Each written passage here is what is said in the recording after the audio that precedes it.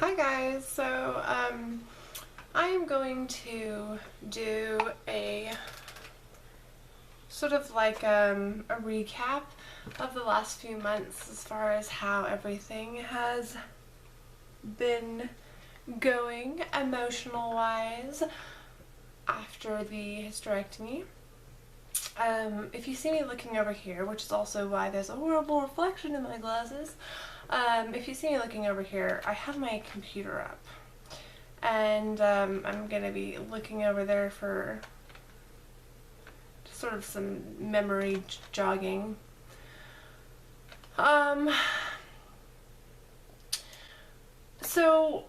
so June 6th was the day that I lost my uterus and almost my life, and so for 2 days after that I was kind of out of it, really. And I was still technically in like the DAC, and so the doctors weren't like comfortable saying that I was, like fine yet.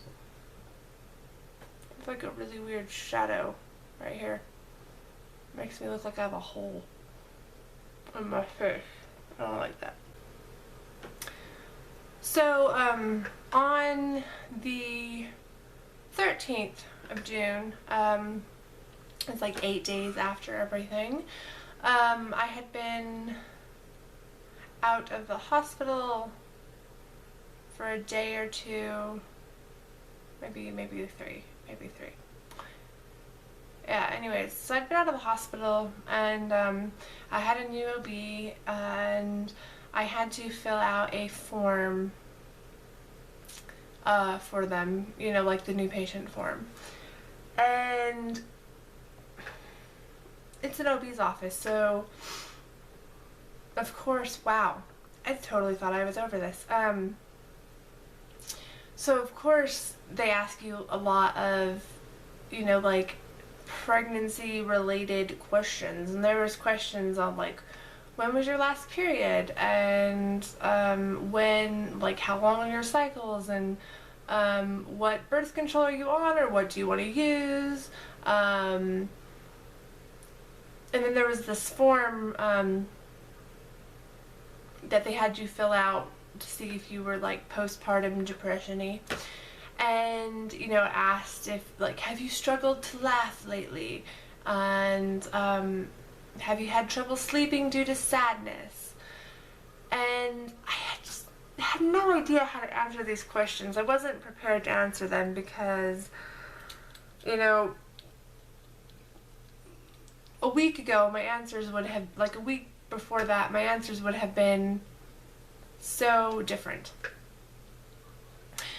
And sort of like the first time that I realized I was going to have to be answering these questions for a long time. Because I'm like 25, so I would consider myself still young. So, any time that I have a new doctor, or I, whatever, if they don't look in the record first, they don't do like an extensive back, they're going to be like, oh, so when was your last period? Is there a chance you could be pregnant? And, I'm just going to get questions like that, and it was so hard to answer them. Like, yes, I'd been sad, but I don't think it was because I had postpartum depression. I think it was because I almost died and didn't have a uterus anymore. So, so I didn't know how to answer them, and I don't know, it was just kind of bleh. And the first week, I remember standing in the shower and just crying because I just felt like, I don't know, it was weird. It wasn't over a set thing. It wasn't just because I had a hysterectomy. It wasn't just because, everything came so close. It was just everything seemed to hit me, and it would come in these waves. Like, I would be fine for a while during the day, and then I would take a shower and I would just start bawling in the shower, or I would see myself in the mirror and start crying, and it was just not a good time. The next day, the 14th, was day 9, and I that night I actually did not sleep. Like, I was restless. I mean, I actually didn't sleep. It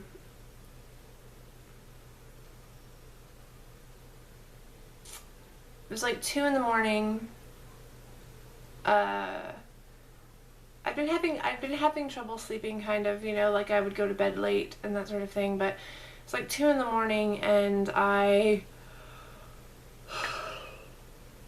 got up out of bed to go to the bathroom and my hand touched my stomach. And just like that, I went from being like, you know, okay-ish to crying. Like I looked in the mirror and I was just so upset that I would never feel a baby kick. Or, sorry, wow.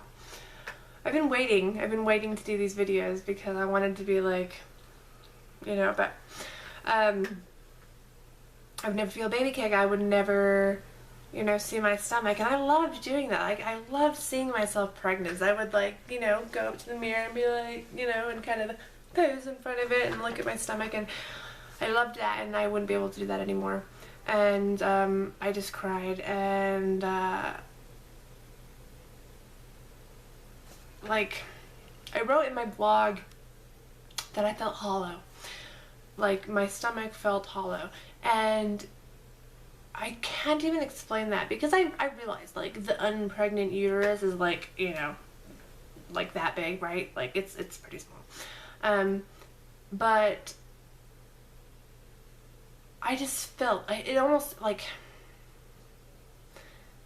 now it feels differently, but then I swore I could feel, like, this just empty space, like there was just nothing. And it was horrible. And I felt really stupid for being that affected by it. Like, get over it, Michelle. You've had 3 pregnancies, you know, like, they were all healthy. You didn't die. You have a son. You gave other people children. Like, just get over it. And I couldn't. I went out for, like, a date with a friend of mine, I think, like, 2 weeks or so after, maybe. And physically, I felt fine. Like, I didn't want to go run marathons yet. Like, it was a little tender, like, to push the incision. I was, like, a little tender, but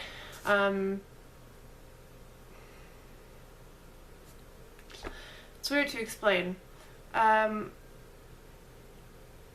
2 weeks prior, I'd had the hysterectomy. 3 weeks prior, I'd had a C-section.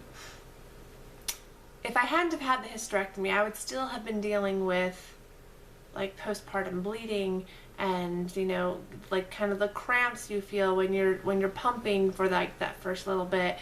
And I'd have been feeling all of that, but instead I just felt nothing. You know, like, there was no uterus cramping, which that sounds really weird, right? You're like, well, that's awesome, Michelle, you're not in pain. But I knew I'd had a baby 3 weeks ago, like 3 weeks before that, but there was no proof of it anymore. Like, there was just nothing. The only thing I really had was pumping. I was still pumping, and even that felt, prior to the hysterectomy, I was pumping a good amount. Like, I was only 5 days out and I was pumping like 40 ounces a day. I was awesome. Like, it was going great. And then I tried to dry myself up in the hospital, because in the hospital I just couldn't even think about anything related to babies. I didn't want to think about breast milk. I didn't want to think about pumping. I didn't want anything. And I got home and I realized that that was the only thing I had left, and I needed to hang on to that a little bit more. Like, I couldn't just be done. And so I tried to pump, and I pumped for like 6 weeks post baby, and 5 weeks post, like, hysterectomy. I pumped for 6 weeks, and every day it just got worse. Like, you know, I was losing ounces, and I was pumping the same amount of time, and I was like, towards the end I was getting 5 ounces a day. And anyways, that's like next month. But so I just felt like, even though I knew I'd had a baby, there was nothing to show for that. I wasn't experiencing a period. I wasn't really producing a lot of milk anymore. It was like I was weaning after pumping for 2 years or something, you know. I couldn't even dread my next period because that wouldn't come. And so I just felt very, empty, really. Like, I just didn't know. So like I said, I went out for like a date with my friend a couple weeks after, and this may have been towards the end of the first month or towards the beginning of the second month. I'm not exactly sure, but it wasn't until I went out there that I had realized I was sort of depressed. And I have friends that suffer from depression. My husband used to like really suffer with it. My mom's has suffered from depression my entire life. And I've always been like, you know, I've never dealt with that. I couldn't tell you what it feels like. I couldn't, sympathies to you if you do it. Like, that was sort of my take on it. And I don't know if I would consider it depressed, but I think if ever a time had been when I was depressed, or the closest I've ever gotten to it was during those first few weeks. And I didn't really realize it, but I had sort of like secluded myself, and I didn't, like I said, unintentionally. I didn't get on, like social media as much. I didn't talk to people on the phone as much. Like, basically I talked to my mom on the phone, and that was it. I didn't call friends up really. I talked to my sister-in-law a couple times because she's, sort of could sympathize with me in a way. Like, she didn't have a hysterectomy, but she couldn't carry kids anymore, and and so I had that, and I stayed in this room, which, by the way, sorry for like I'm doing laundry, so I know there's lots of stuff back there, but I stayed in this room, and I stayed on this bed, and I just read. I read books, or I would play like a little game on my phone or something, and I slept a ton. And originally I thought it was a combination of like the meds, because I was on like painkillers, and I thought it was a combination of that, and then just like being weak from not really having the adequate amount of blood in me, and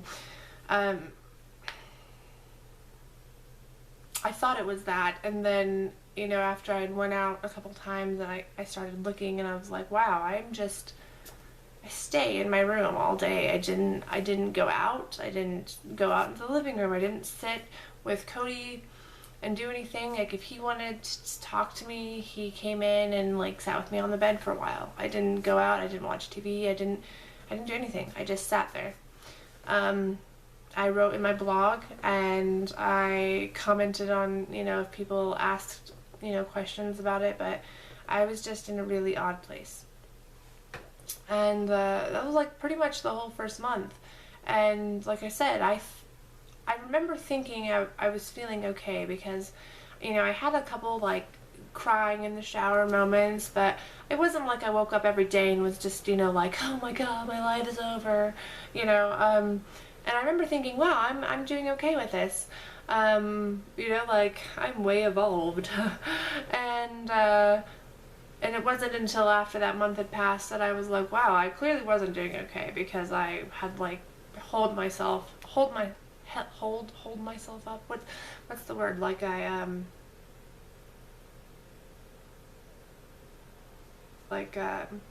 secluded myself.